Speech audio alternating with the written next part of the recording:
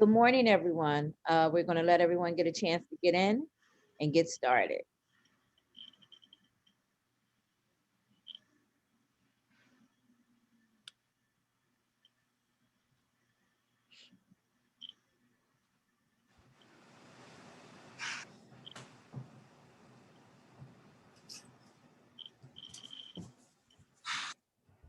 Okay, good morning. We're going to get started, and if others join us, we'll certainly invite them into the room, but we want to be mindful of everyone's time and also allow time for Q&A and some get to know time with all of our attendees.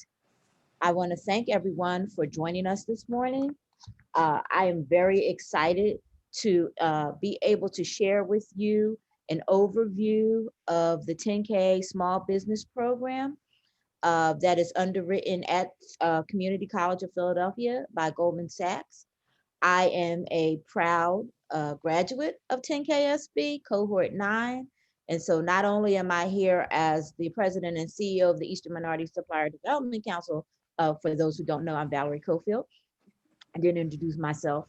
But I'm also here as a cohort graduate, and I am pleased to have Joan Chersky and Ken Carter from Joan Chersky from 10KSB and Ken Carter from Supra Emsco participating here today with us to talk about the program. I'm just going to give you a little background overview before I turn it over to Joan, and I have some housekeeping things that I need to share. But first of all, we will give everyone an opportunity to introduce themselves. We're going to ask everyone to do a quick 30-minute overview of who you are, your business, and why you're here today. We'll also be taking questions and answers at the end of the presentation, so please add them to the chat. If you have any questions or answers, we'll be tracking them and make sure that we get through them over the course of, at the end of the presentation. And so with this, I really, because you're here to really hear about the 10K SB program, I want to talk to you about Joan. Joan is currently the executive director of the Goldman Sachs 10,000 Small Business at Community College of Philadelphia, where more than 600 business owners have successfully completed the program. Joan has over 30 years of experience in senior leadership positions in higher education. She also ran her own consulting practice. So it's nothing like having an entrepreneur leading entrepreneur-based programming and development. Over the years, Joan's portfolio has included strategic planning, marketing, crisis communication, government and community relations. A seasoned fundraiser, Joan has raised millions for capital needs, research, and programmatic priorities for corporate, foundations, and governmental organizations. Joan's passion for gender equity is evidenced in her many volunteer activities over the years. She is a long-term member of the Forum of Executive Women and spent 12 years on Harvard's Women's Leadership Board. Joan sees economic opportunity is key to social justice, and towards that end has been actively engaged with the Chambers of Commerce for the past 20 years. She is on the board of the Mainline Chamber of Commerce, where she is on the executive committee and co-chairs the Government Affairs Committee. Joan is also a member of the Small Business Board of Greater Philadelphia Chamber of Commerce. Joan's undergraduate degree is from Penn State University. Her master's degree in social work is from Temple University. Joan loves her hobbies, which currently include art, reading, cooking, baking, walking, gardening, and all COVID-safe activities. I also want to say that Joan and I have formed a really strong partnership during the last year. We meet monthly to discuss ways that we can successfully engage with minority-owned businesses in the region, particularly as it relates to the 10K SB program. So I want you to please listen very carefully to what she's going to present, ask thoughtful questions, and know that both myself and Ken are here to give you a firsthand view of what it's like to be an owner or a leader inside of a program that requires commitment, but you get tremendous outcomes. So with that, I'm going to turn it over to Joan.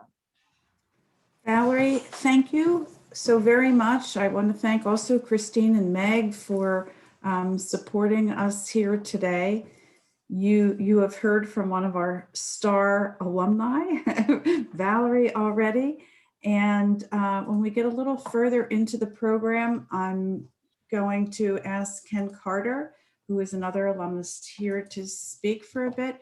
I'm going to introduce Ken now so that you know a little bit about him. He is the founder and president and CEO of Super Office Solutions Incorporated, and the partner, president, and COO of Emsco Scientific Enterprises. So both of these businesses have received several business awards, accolades, and accommodations, including Fortune 100 Fastest Growing Business in 2017, Smart CEO Circle of Excellence Award, also in 2017, the Philadelphia 100 list for 2016, and many more. And as a recognized business leader, Ken has a successful track record of launching and growing businesses. And I loved catching up with him before this. Again, just a chance to chat a little longer with him. With a reputation for judicious use of resources, resulting in crafting a strategic business vision to achieve organizational goals, Ken offers a unique blend of executive acumen, team building, and IT solutions. So we are really fortunate to have someone from cohort 4, as well as Valerie, cohort 9, right, Valerie? Cohort 9? Okay, so thank you so much. And I am going to share my slides now, if you will permit me.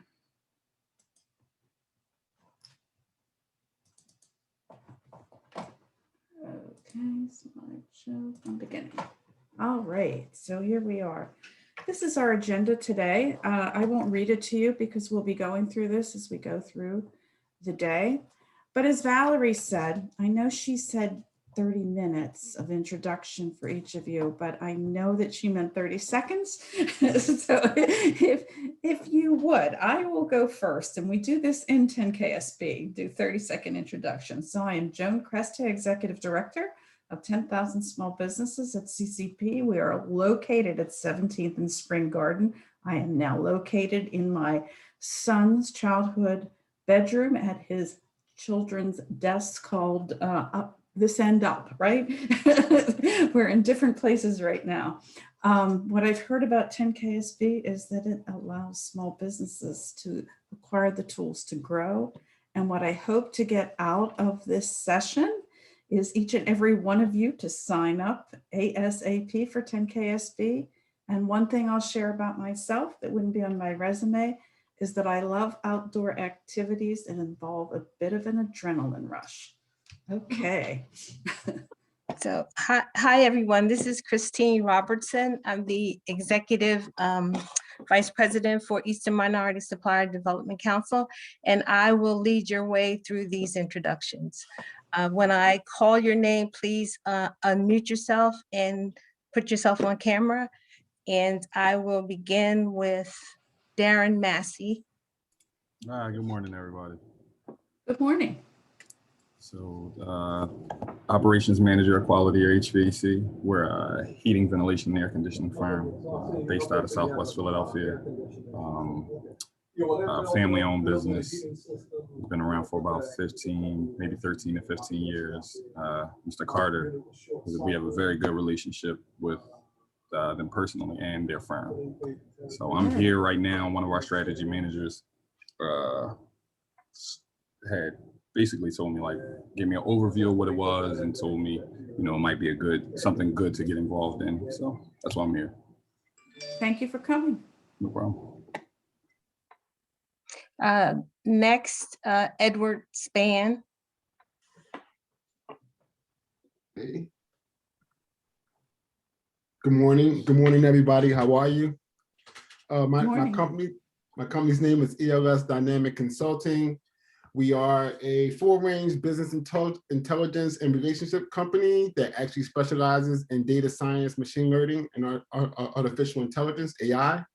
And basically, our job is pretty much to improve data pipelines using automation, blockchain, and cloud-based functionality. So we're pretty much a Web 3.0 platform trying to transition small and medium-range companies to the era of Web 3.0, getting them to that next phase of the blockchain platform and other areas in terms of automating their current solutions in terms of, a billing or analyzing data.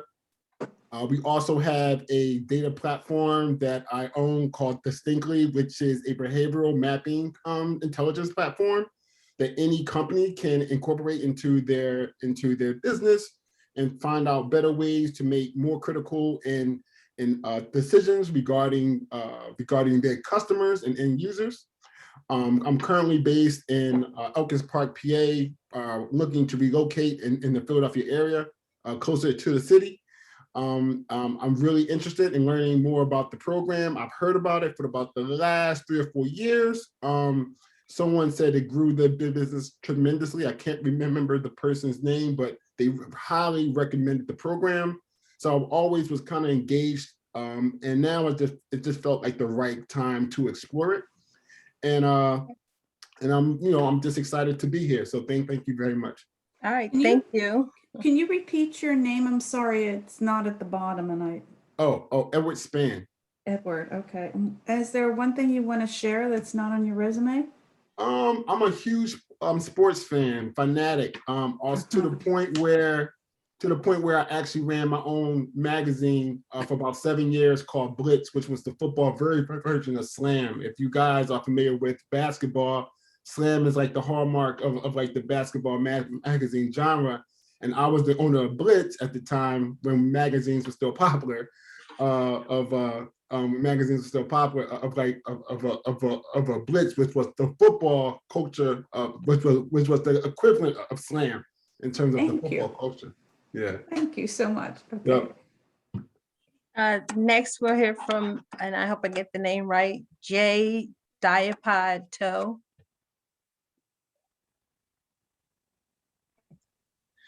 Thank you.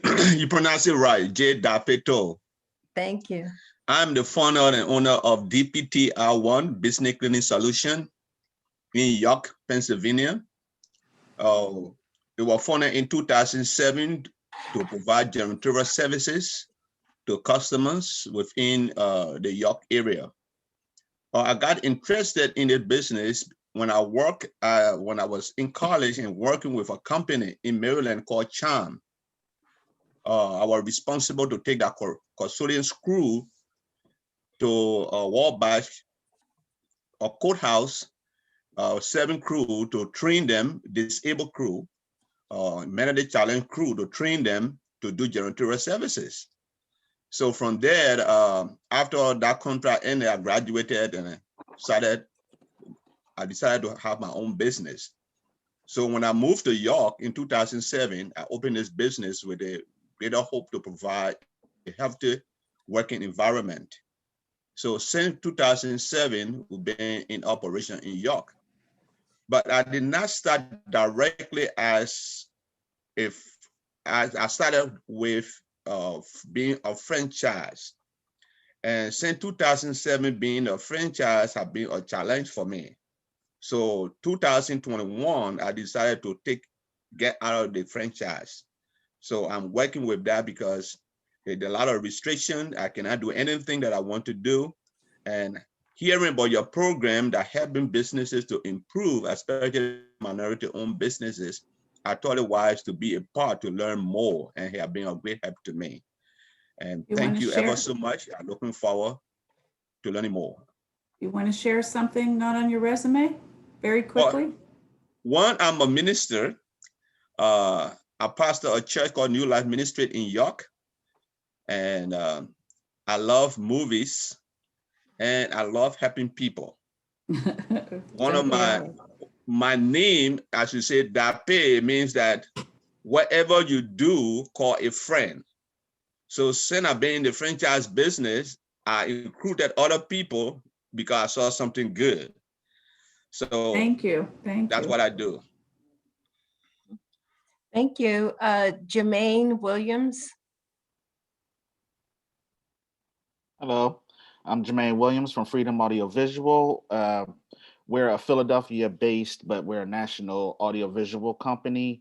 The thing that differentiates us from other AV companies is that we're an AV company started by AV technicians. So we have a little bit more of an understanding on what our clients' needs are, and with a budget-friendly, twist to it.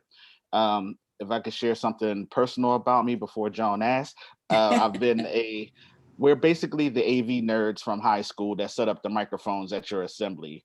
And I fully embrace my nerdiness. I've been playing video games since 1985 when Atari came out. Thank you. Thank you, Jermaine. Thank you. Lara Washington. Hi, good morning, everyone. Thanks so much for putting on this seminar. I'm really interested in learning more. My name is Lara, and I'm president of ARCO, which is a property management company. We own and manage about 1,500 apartments in Western PA.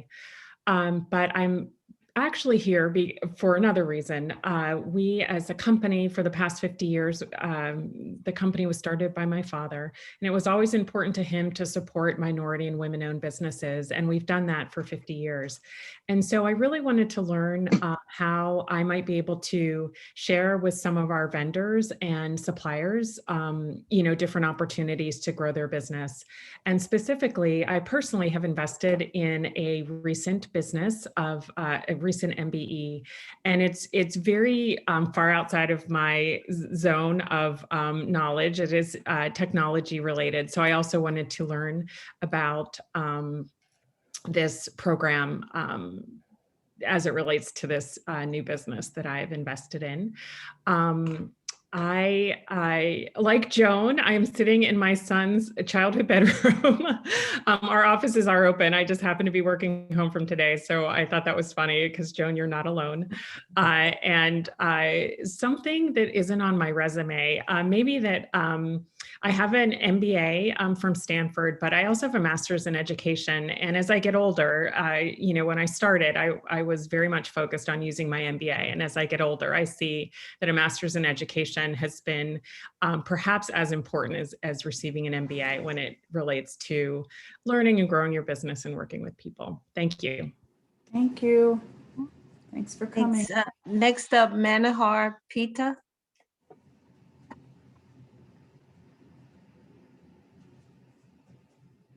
Yeah, I'm sorry. I'm just switching on my things. Hi, this is Manohar Pita. Hello. I'm President and CEO for Jason and Williams Technologies.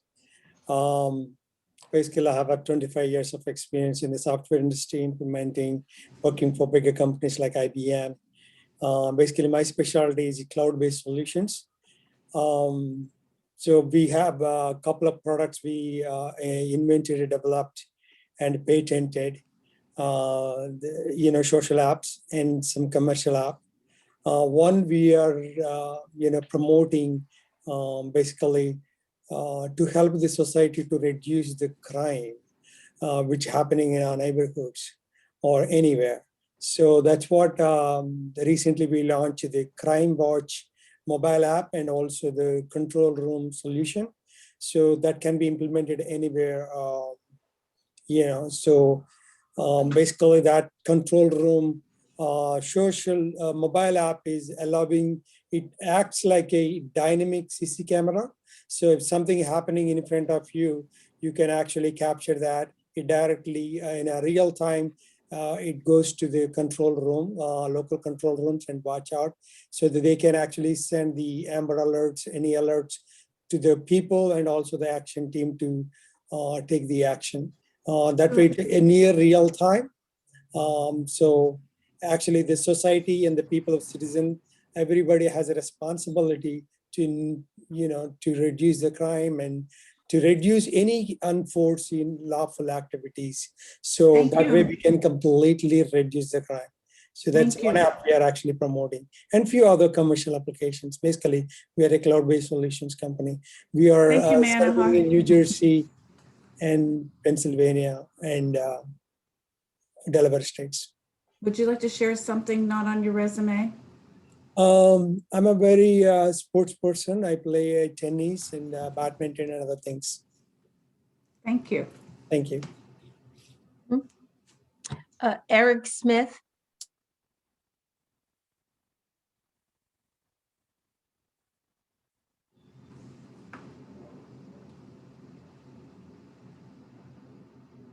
Okay. I can't really get on. I'm actually at work. I'll try to chime in a few minutes. Okay. Okay, thank you. Okay. Thank you. I hope I pronounced correctly again. Mujahid Nayahuma. Yeah, that's good enough. Thank you. Good morning, everyone. I guess I must admit first that I taught economics and sociology at CCP for a number of years. So I'm very partial to CCP in terms of providing opportunities not only for students and people in the greater Philadelphia area, but also in terms of the kinds of things that this organization is trying to do to increase business. One of my businesses is called Glocem International, and we are a wholesaler of industrial supplies and equipment. That's electrical, HVAC, plumbing. We had a relationship with a company called Granger, which some of you are probably familiar with. They were our partners with a contract we had with Verizon for 5 years. We provided Verizon with all kinds of industrial supplies and equipment, all 50 states, including Alaska and Hawaii. On this call today, because we have a new division called the Germ Killers. I don't know if any of you heard about the Germ Killers, but we provide a 2-step disinfect and 90-day protection system for all kinds of surfaces. We provide the products, we provide the service, and we train people to apply the products. And so what I want to do is get as much information today in terms of your organization for the COO of our company, so I can get him involved possibly in taking your program. What I like to do on a personal basis, not on my resume, you can see from the background, that's a picture of a place in Benin where they recognize the slaves that left West Africa coming to the West. And so I do a lot of traveling in Africa. We have a group called Global Africans, and we travel to everywhere where there's an African footprint in the world. Where is that place again? Benin, Cotonou, Benin. Okay, thank you. Thank you very much. Tanika Beatty Geary. Hello, I'm Tanika Beatty Geary, and I'm the founder of Beatty Designs. We are an award-winning creative agency. We specialize in branding, web development, and digital marketing. We are located in Atlanta, Georgia. We've been in business for 8 years. Our clients are primarily small companies, as well as government agencies, corporations, and as well as large companies. We would like to sign up for the 10K Small Business Program to grow our company. And something that I like to do is cook. So. Someone like me. Thank you.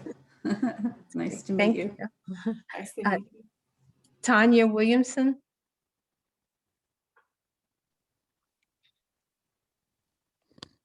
Hi, I'm sorry, I'm adjusting as well here today. I think I was like Joan. Joan, I had to take that sweatshirt off. I'm too comfortable. My name is Tanya Williamson, and I am the Chief Visionary Officer of Married to the Ring. Married to the Ring is an organization where we provide comprehensive relationship training to corporations, government organizations, couples, and individuals. We use a scientifically based and empirically tested method of teaching relationship education and training because our ultimate goal is to help individuals recognize what healthy relationships look like in the workplace as well as their own personal life. We hone in on 3 core areas: how to navigate through conflict management, also share goals through communication and collaboration, also developing an individual as well as a shared corporate plan. I have over 20 years of corporate executive leadership.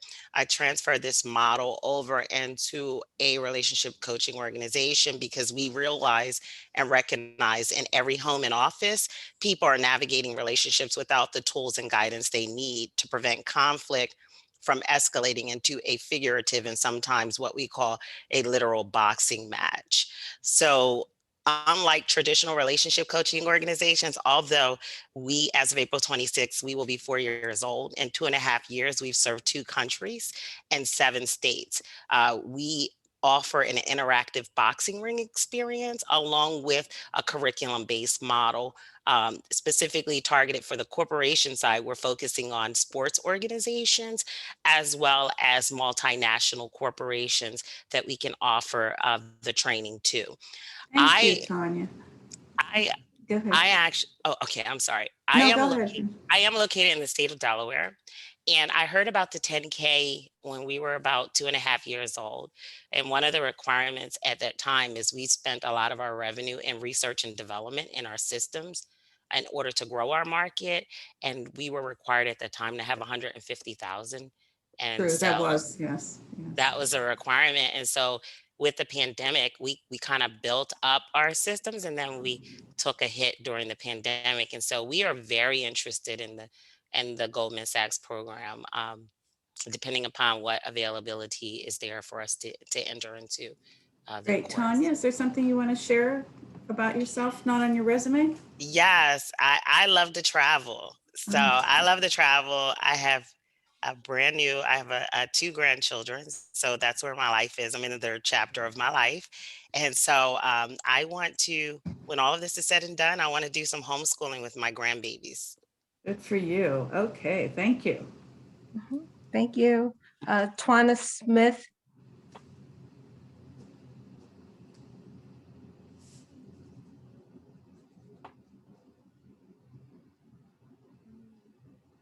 Maybe not. And I think the last one I see in there is Amir Carter. Hey everyone. I don't have a camera right now, but my name is Amir Carter. I am a designer. I have a company with my brother called Beyond Reality. We are a creative agency. We kind of specialize in 2 different areas. I'm normally rooted in user experience design, user interface design, and service innovation. So mainly consulting with companies and helping them figure out whether they want to optimize or transform their particular business. My brother works within that realm and also has branched out and is working primarily in the areas of leveraging design within the music industry. Most recently, I've been exploring a lot of interesting projects within crypto space, primarily the aspect of the new craze that people are talking about, which is called non-fungible tokens, or at least these digital traded unique assets that you can hold creative media. But obviously there's more than just kind of selling art through this method. You can imagine any type of unique asset being sold and traded on a market through a decentralized manner. This can impact real estate, insurance, cars, you name it, any type of unique asset. NFTs can be a very can play a pivotal role in changing the aspect of authorship and ownership of media from a digital perspective. In any case, our business, like I said, is Beyond Reality. We're based out of Philadelphia, Pennsylvania. My brother just branched out to Los Angeles, so we have 2 offices now. And I heard about this program because my dad was an alumni of it, and he also speaks today. So I'm here to support him more so than promote myself. And I'm just excited to check this thing out. This is your son, Ken. How lovely. Would you would you share something, Amir, about yourself? Not on your resume? Yeah. As an artist, I had the awesome opportunity to have an artist residency in Japan, in Ishikawa Prefecture, in 2019, and it was an amazing experience to make art and enjoy the countryside of that wonderful island. Could not have had a a better time. It helped revitalize a lot of my artistic sensibility. So I think that trip had done a lot. I'm jealous. Okay, well, Nice. thank you. So, is that everyone? Yes. Christy? Wonderful. Okay. So, just want to make sure I can advance this slide.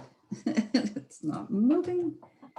Okay, so 10KSB provides a practical business education. This is a program that is not focused on theory, but focused on providing you with tools that you can apply to your business as you go through the program. And in a short while, I will share the curriculum with you so that you can get a better understanding of that. One of the key components of this program is the peer-based learning. Just imagine being in a classroom with everyone here today. Look at the knowledge base, look at the experience, the wisdom. Look at how much you have to share with each other. So more than 85% of the 10KSB alumni do business with each other, often beginning while they're going through the cohort. Okay. When you have completed this program, you have increased access to capital. We work with PIDC and Community First Fund, but also other CDFIs.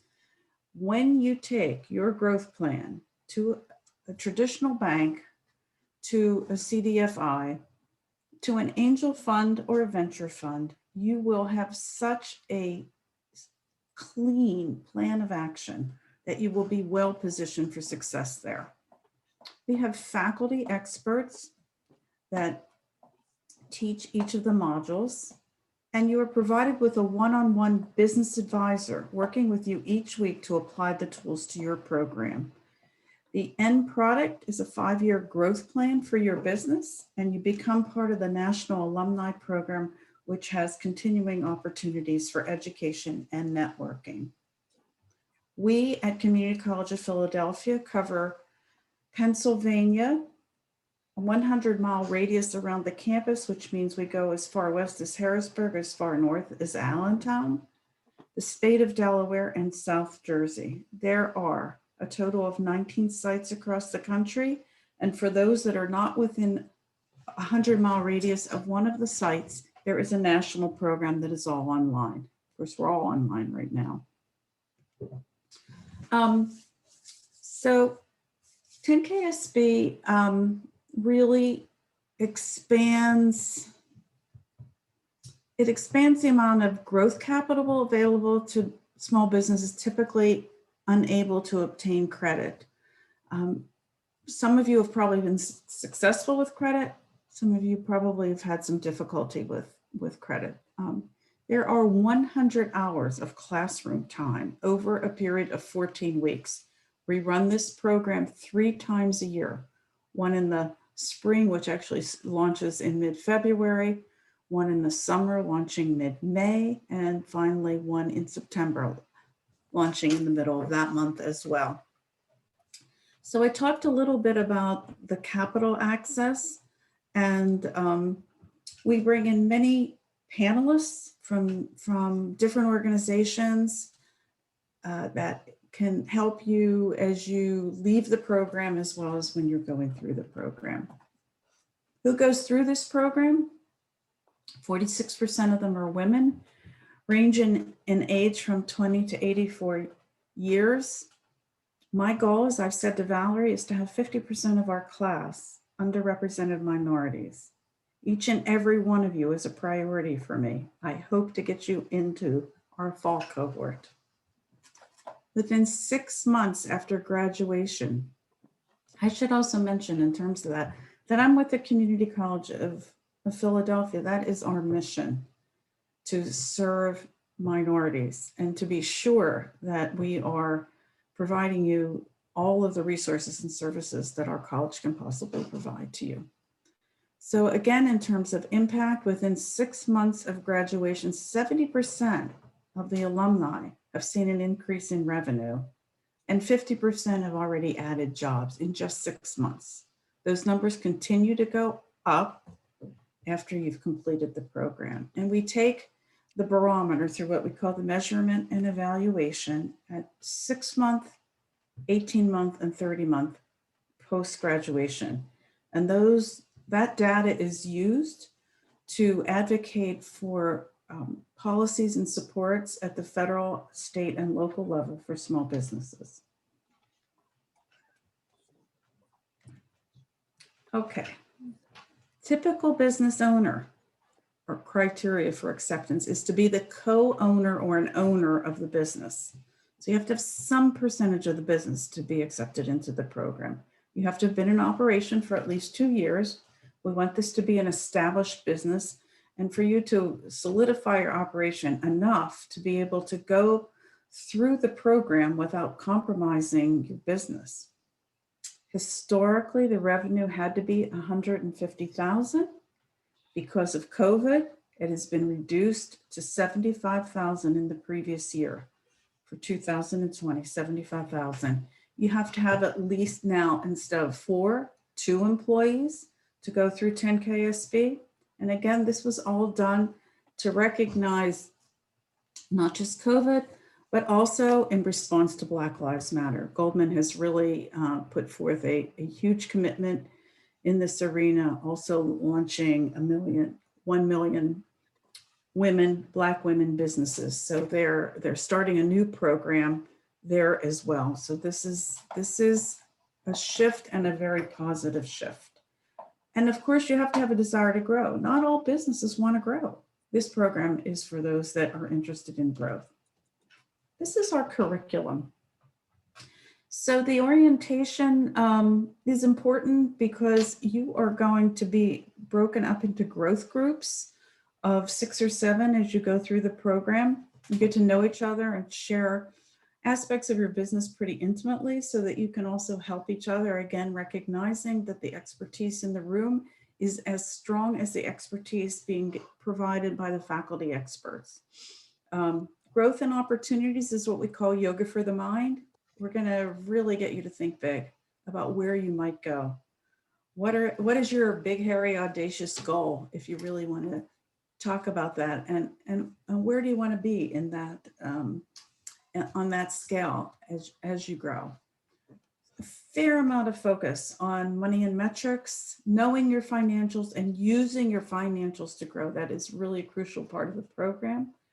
In Mod 4, we get into your leadership style and what that means for your employees and how you might want to consider that as you're hiring.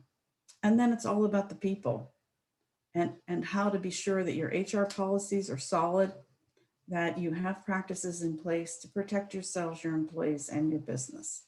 Marketing and selling, we all know, is crucial to growth. But as you grow, you need to make adjustments in your operations and processes to be sure that you can accommodate that growth. Being bankable is all about introducing you to different resources within the region for capital, and then you finalize it with your action for growth. So as I mentioned before, the growth plan is the deliverable that you complete as you go through the program week by week over the 14 weeks. It is your statement about where you want to go. It's your blueprint. Your takeaways for the program. You will have improved presentation skills, though I must say you're all very impressive. I must say that. You'll understand how your cash flow helps your businesses to grow. You'll be able to attract top talent. You'll be able to take a look at what you need to do to make that adjustment. And you will strengthen your negotiation skills as you go through the program. That is one of the really crucial workshops that we provide twice as you're going through 10KSB. You will have a stronger marketing strategy. So this is kind of a recap of what I've talked about so far, but I do want to say that the alumni program has been strengthened recently by Goldman Sachs, and it will be a major priority of the foundation going forward to ensure that they continue to give the over 10,000 alumni that have gone through the program the kind of support to continue to succeed. Here in Philadelphia, we have 632 businesses that have completed the program. And we have a 98% graduation rate. So Capital, PIDC, or Community First, but many others that are available. And what do you get? What do we commit to you? A full scholarship funded by Goldman Sachs, a practical curriculum to apply to your business immediately. You may or may not agree with the convenient class schedule, and I'll tell you a little bit about that. So when we are in person, we meet on Fridays and 4 Thursdays as well.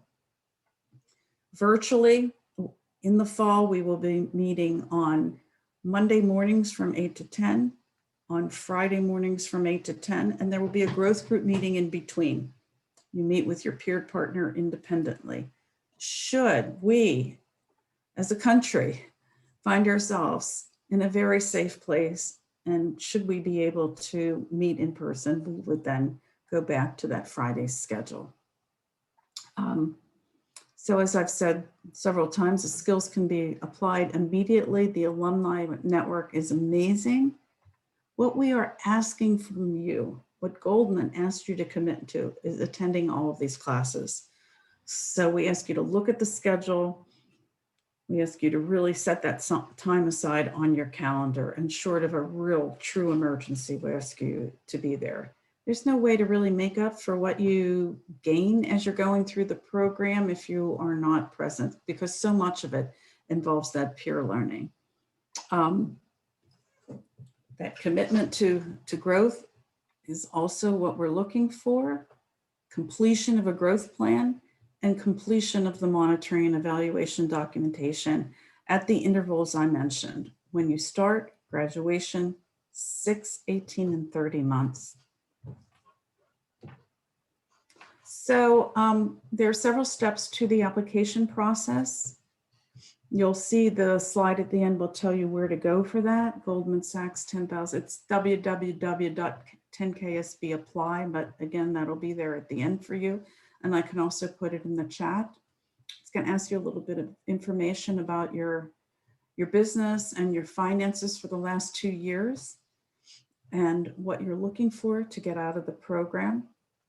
If you meet the criteria of 75,000, 2 years in operation, if you're one of the business owners, and if you in fact have at least 2 full-time employees or equivalent, we would invite you to the interview.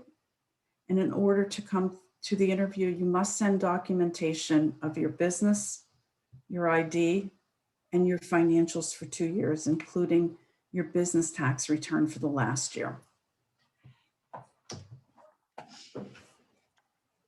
So I said before that I said 80, but it's really they're nationally 88% of the Goldman Sachs 10,000 small businesses graduates are doing business with each other. You had a hint of that today. It just grows as you go through the program. These are some success stories nationally, but we don't need to use those national success stories because we have local success stories. And can I ask you to unmute and join us and share your amazing story of growth and success? Ken Carter. Sure. Thank you very much, Joan. Thanks to you, CCP, the 10,000 Small Businesses Program. I'll talk about a little bit later, but had a wonderful time. Definitely had a great positive impact on my business. Thank you to Valerie Cofield for the Eastern Minority Supplier Development Council and Christine Robertson. I've also had great success working with that organization.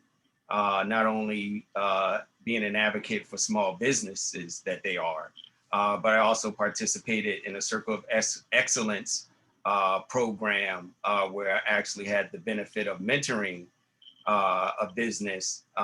And the good news is that today, that particular business, along with a cohort of mine from 10,000 small businesses, where the 3 of us are collaborating to provide a service to a large medical and hospital entity in Pittsburgh. So we're working on that together. So when you talk about collaboration, you definitely have the opportunity to do that coming out of this program.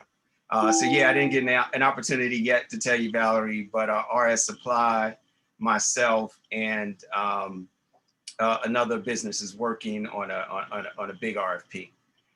So before I go further, I want to say that I did invite some people in to listen into the program. You know, I'm such an advocate of it that I wanted to offer the opportunity to others. So first, my wife's in the room of 35 years, my wonderful wife. She's probably didn't speak. She's currently working on completing her PhD program, but also has a business where she counsels and does some other things. So she's listening in. You heard from my son who he and his brother, my other son, started their business while in Harrison High School in 11th year. So that business has been established for a long time. They took a hiatus for a little bit to do some things on their own as they traveled the country. But recently, a year or two ago, came back together to work on some things. So one or two of them may go through the program. Also, I know Mujahid for a very long time. He's actually a good friend of our CEO, Lynn Thomas. And he's also been a mentor to us and myself. So good to see you in the room, Mujahid. And also Darren Massey talked about his business, Quality Air.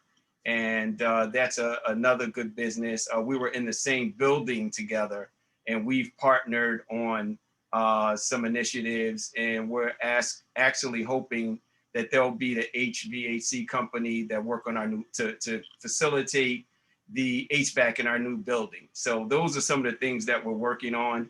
We always look to pay things forward and to reach back and help others move forward along with us. So that's a wonderful thing. To take a step back, everyone, welcome. I'm Ken Carter, President and COO, not CEO. We do have a CEO of Supra Office Solutions and Emsco. I'll start with Supra first. That's the company that my three partners and I started back in 2011. But our business relationship did not start there. It started many years ago as our current chairman, Lynn Thomas, was managing partner in an accounting firm, which is the third largest minority-owned firm in the city. And I actually worked in that firm, became a junior partner. Our current CFO worked there on his way to college. And then we reconnected thereafter. And our fourth partner, Ishmael, his dad was a client of ours. And we reconnected when we were in a previous business.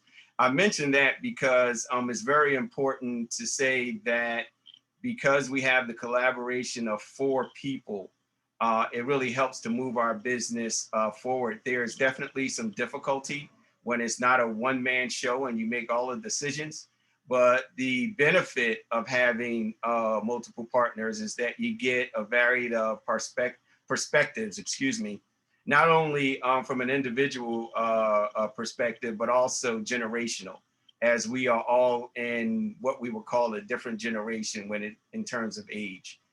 So Supra is an office supply company. If you think about a Staples or an Office Depot, we sell everything that they sell, except one is 100% African-American owned and operated. And we do not have any retail operations. It's all B2B. We've had, prior to starting Supra, a 15-year history in the same industry, helping to grow another minority business. Unfortunately, the primary owner of that business passed away in 2010. And in 2011, we decided to take on this endeavor. The good news is that although we started from zero, I tell stories of us going to a business meeting in suits and then taking off our jackets to deliver paper on the truck the same day.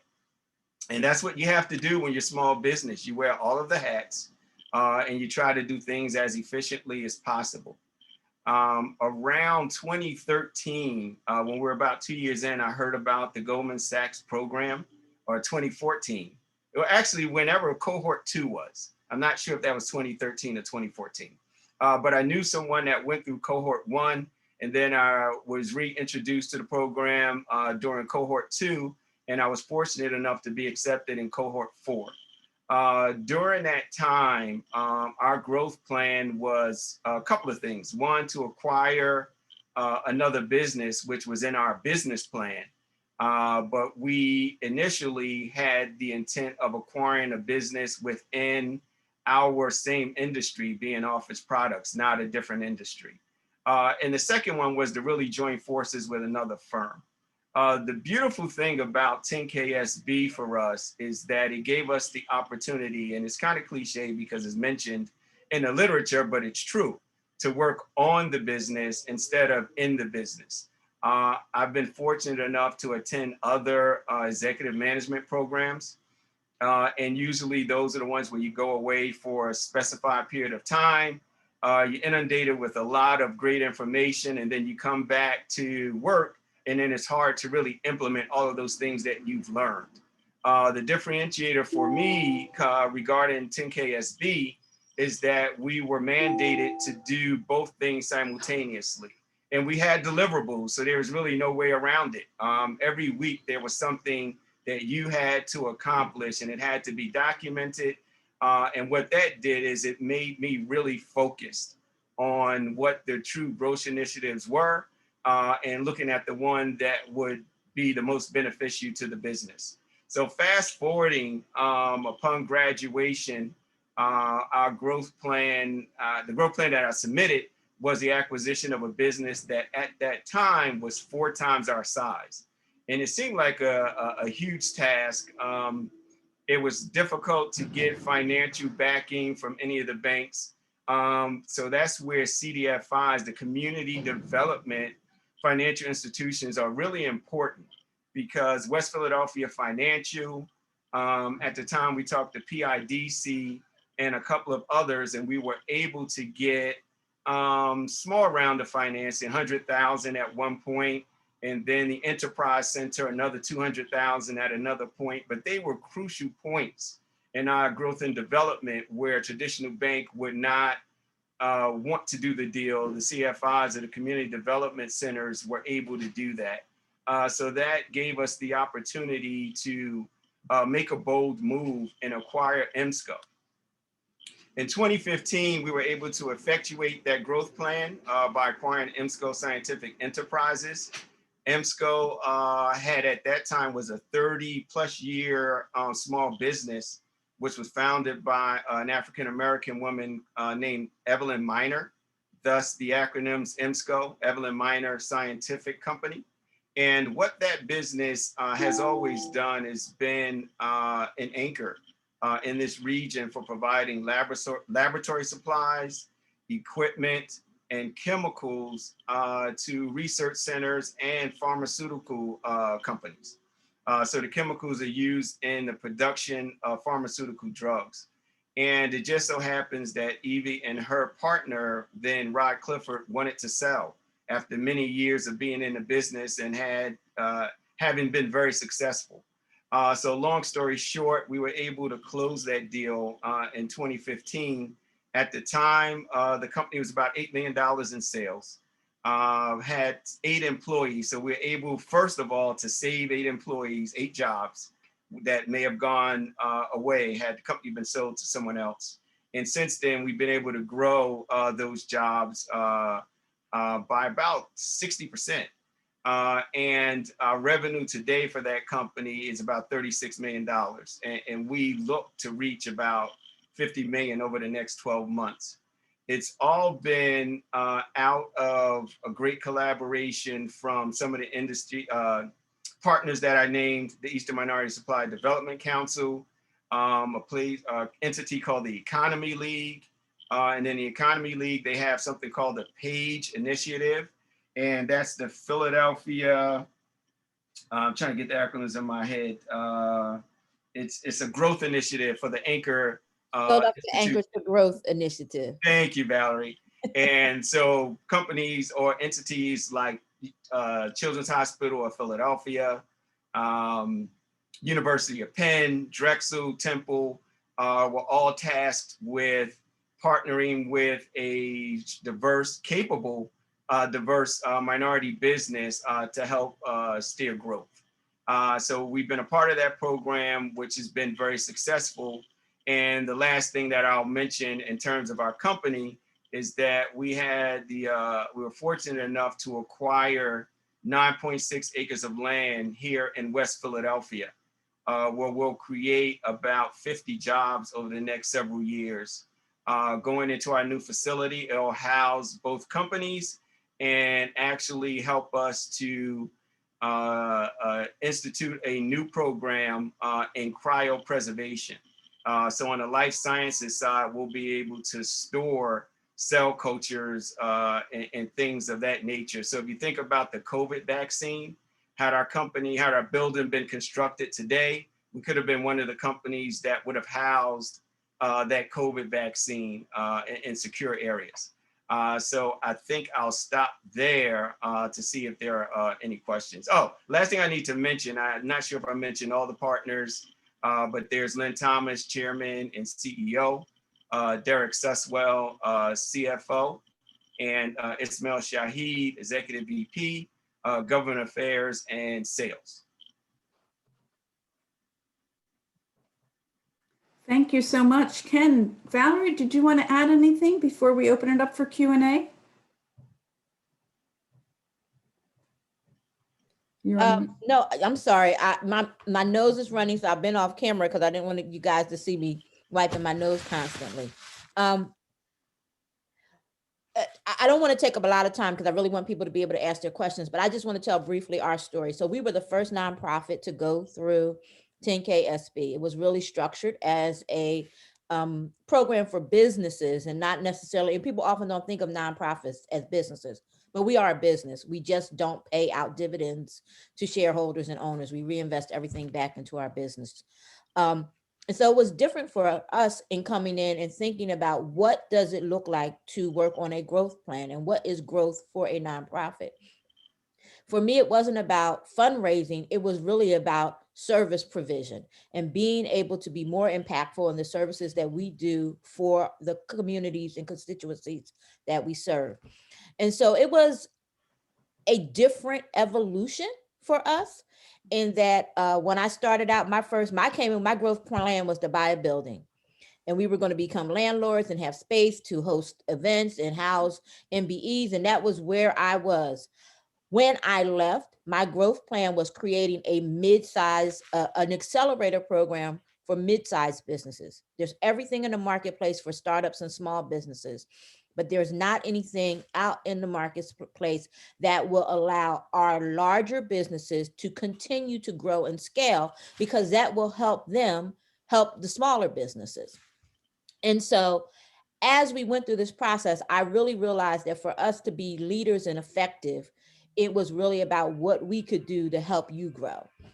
So it was an amazing experience for me. I also like that I have a firsthand understanding of the program and the process and what's done and how the business owners really take time out to work on the business and the peer learning. And the fact that you're in the room with other business owners that have the same struggles and challenges that you're having, and suddenly you don't feel so alone. And people begin to really collaborate with each other and figure out ways that they can work together and support one another. So it's an extremely supportive environment. And to Ken's point, unlike some of the other development programs where you go away and you gain all of this wonderful knowledge, but no real practical hands-on application, this is what 10K SB gives you. It gives you that practical application, that wraparound support, and that real-time implementation. Yeah, Valerie, I'm sorry, 2 more points. Go ahead. I'd be remiss if I didn't go back and say I actually had invited also Eric Smith and Tiwana Smith. They are the owners of ENT Enterprises, which are hair salons and so barbershop and beauty salons, and very successful business. And I also invited them to listen in on the program because 1 or 2 of them may become an alumni as well, or at least participate in the program. So I missed that in the beginning. I want to make sure I went back to mention that. And secondarily, Valerie, yeah, I agree. I think a major point that I wanted to also state is the collaboration and camaraderie that you have. So within the program, you have your own, you have the cohort, which is the particular class that you in, but then you have the individual groups. And our group was in C4 was the prophets. And I think there's about 6 of us, and there are several groups within it, but you learned from all of those business owners within your specific group, and then in your entire cohort. I mean, and a lot of us are still in communication today. And most of the people that I know have been more successful coming out of the program. So it's invaluable information and collaboration. Absolutely. Thank you, Ken. Thank you, Valerie. 2 very different kind of businesses, 2 amazingly successful businesses, great models. Any questions? You're muted, Chris. Oh, sorry. Okay, I was saying I don't see any yet, but I'm sure they will be forthcoming.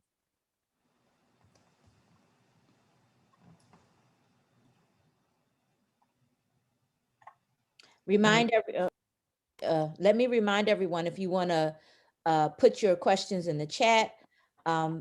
Meg, you can also bring everyone back in case someone just wants to answer a question live. They don't have to type it in the chat.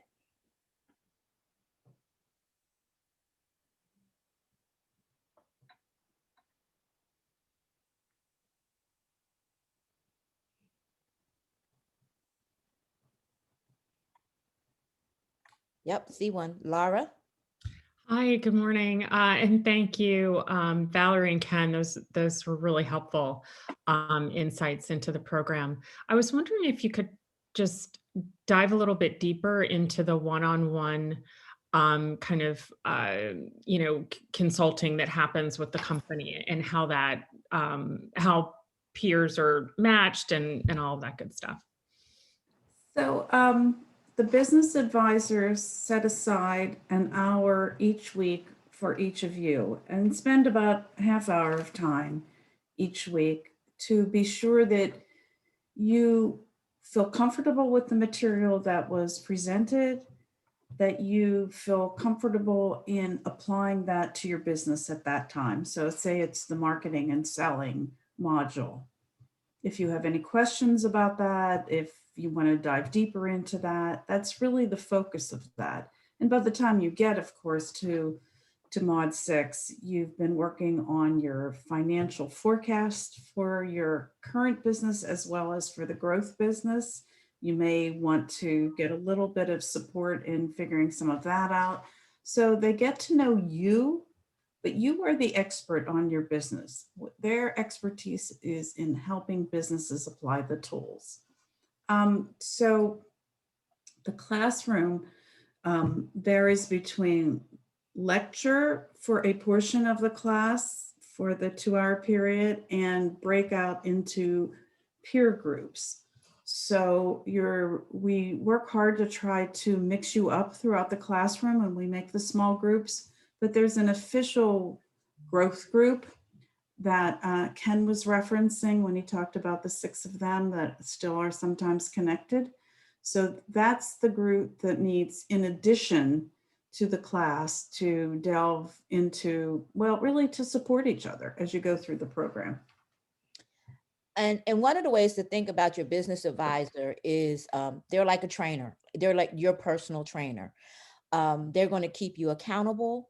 They're going to walk you through your growth plan and really make you think about the bigger questions inside of the plan that you may not be thinking of. And Mike was instrumental in me being able to pivot from the idea of purchasing a property into creating the accelerator, because he really made me think about the implications. At the time, the council had some financial struggles, and so buying a property wasn't necessarily the most fiscally responsible undertaking. And so we really talked about it. And then why would the property differentiate us? So your business advisor is really your trainer. They're your accountability team, as is your growth group, because you don't want to come back once you've come out of the lecture. You don't want to come back to a project assignment and not be the prepared one in your growth group. You want to be that person who's ready to go and can contribute mightily to the conversation. Yes, and if I may add to that, Valerie, regarding the business advisors, one of the other things that I liked is that you were never given an answer. So if you were contemplating a difficult a question, or making a decision, they would just have you lay out all of the advantages versus disadvantages, basically a SWOT analysis, and then you still had to make your own decision. They were very reluctant and avoided actually making a decision to say you should do X. Frankly, our growth plan to acquire Emsco was not very popular when we dived into the numbers, but we just saw additional intrinsic value and other synergies in acquiring that type of company that someone from the outside really couldn't see. So we understood that, but that's the beauty of it. You actually, when that decision, is made and things change, you have the pride of knowing that you actually went through that entire thought process yourself. Number two, in terms of the growth group, I think they're really essential, as Valerie said, because you do not want to come to class unprepared and be the one that has to stand up and say, I didn't complete my assignment last week. Although you have a myriad of other things going on within your business, somehow, I didn't know how I would, but somehow I found the time to get the work done. Absolutely. I do want to say hello to Angela Dowd Burton there. It's so nice to have you join us today. Yes. Hi, Angela. I owe you something. You're getting it this week. Any other questions, folks? Just wanted to say hello to everyone. Thank you for the acknowledgement. Hello. Hello, everyone. Hello, Jay. Yeah, all right. I've been in business as a franchise owner, and I want to be independent. Everything was done through the franchise. Now I want to be independent so that I can grow. I will need a lot of help because everything was done through the franchise. Now that I want to be independent.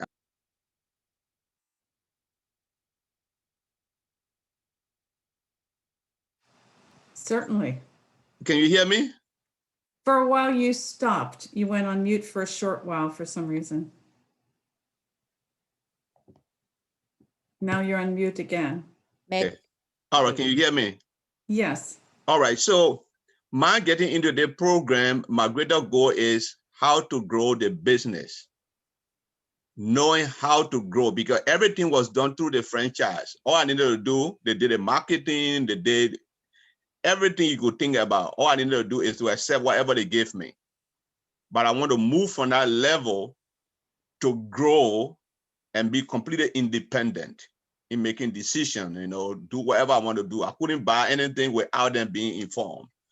I couldn't advertise without them being informed. So I've been stuck, but I want to be unstuck. So I'm glad that I was able to, listen to all of you, and I will be one of the persons who will need a greater help. Great. I'll look forward to seeing your application. Okay. I hope I can see more applications here of this group today. So Joan, I do have a question, and I want to thank Ken. Your success story is exactly an example of what a lot of us would like to do. Congratulations on so many levels. And thank you, Valerie, for sharing how you were able to pivot through by having this course. My question is, and since we're just now emerging into year 4, and with the year of the pandemic, we had anticipated adding additional FTE. I was the only employee because the first 2 years we had a lot of professionals. We wanted to make sure that we designed our strategy where we didn't employ individuals in the long term for something that could have been automated. Now we're ready to hire. Okay. So I'm glad that you reduced the revenue piece especially for the smaller size. And now as we move into these sectors, but if the FTE shows or the capacity plan shows that we're about to expand into hiring individuals, or will we qualify, or do we need to hire that individual to add as a minimum of 2 so that we can get through the qualification process? So I would say that, have you had contract employees? Yeah, for the last 4 years, we've had nothing but, 4 years starting April, Mhm. we've had all professionals. We actually have an export tech program where we went through for our vetting on our international level. And that's where we were told we needed to go back and redesign some of our systems, our technology. Mhm. And we spent all of COVID, the pandemic, re-engineering our workflows. So we didn't add, all of those were professionals. Now that we have automation in place, we can actually see the pure FTE that we need to add into our capacity Sure. growth. So are any of the professionals full-time, any of the contract employees full-time, or do they add up to full-time? Well, it depends on how you classify them as full-time in terms of hours or pay, because each contract was based upon a lump sum dollar amount. So we could have had them in position on a part of our development for maybe 3 to 4 months or 6 months. And then once they were done, we moved on to other professionals. And then some professionals were on for 12 months. So, But not, we don't account for their hours since they're suppliers to us, I guess, in the vendor world. mhm, They're mhm. suppliers to us, and they're rendering a service to help us with our processes, but we just pay them from a contractual dollar amount, a fixed dollar amount. When do you plan to bring the second person on board? Well, we're looking to bring the second person on board probably in the next 30 to 45 days. What we're struggling with right now is just slightly with the capital piece in terms of the working capital. But I think with Valerie's organization, and we've worked with John Banks at the SBA, they're trying to assist us as best as possible to mitigate through that. But I believe that we have a sound plan to be able to provide sound explanation around that. So you would put in your application that you're about to hire a second person within that time frame, and by the time you interview in the middle of August, you would have that second person on board, Absolutely. and you should be eligible by then. Yes. Absolutely. And what would you recommend that we show? Because we have invested in the 3 years over 130,000 of our personal money, because we didn't have access to capital with paid professionals. Do we show the breakout of that? Well, you're going to show your balance sheets and your Yeah. P&L for 2 years, and you're going to show your business tax return. So that'll be obvious there. Okay. All right. Mhm. Thank you. Kind of wish the money that's available now was available then. Yeah. Thank you. Other questions? The other thing that happened, and things like this happen regularly, during PPP, so many of the small business owners, and particularly the minority business owners, did not have established relationships with banks. And when they went to get the PPP, they found the banks weren't responsive to them. So Goldman Sachs set up a special arrangement with a CDFI so that they, in fact, were able to funnel the PPP to the businesses that had gone through the program. There are other opportunities that surface over time for you as you are an alumnus of the program. Awesome. Any other questions? So let's see, I can share my screen for a second. I've also put my contact information in the chat.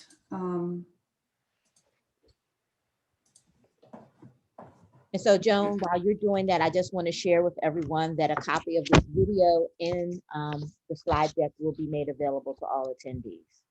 Okay, oops, one more. That'll take care of it. So don't hesitate to call me if you have questions. I would love to see your applications, but you also, I'm sure, can get answers from Valerie as well. And I really want to thank you, Valerie, you and your team, for making this possible. I thank you all for taking the time out of your busy schedules to join us today. Okay. And I strongly encourage everyone to please apply. Thank you. Stay safe. Thank you, Ken. Thank you, Joan. Be well, everyone. Hey.